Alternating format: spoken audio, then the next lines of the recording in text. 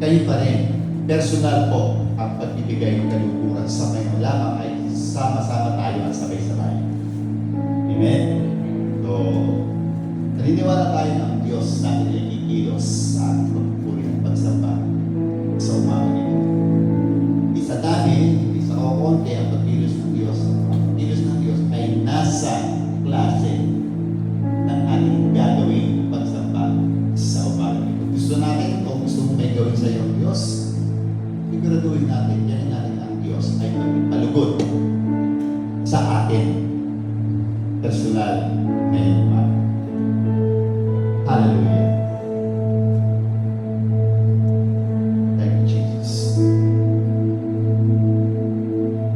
Panginoon, nagtitipon-tipon kami sa umaga nito na walang ibang dahilan kundi ikaw.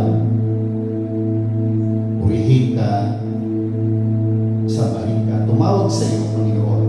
Alam naman namin, Panginoon, na bawat tumatawag sa iyo at may kapakumbabaan at may pananampalataya, nandoon ka, Panginoon, para makinig sa aming mga nasabihin sa iyo. At sa umaga nito, Panginoon, na alam namin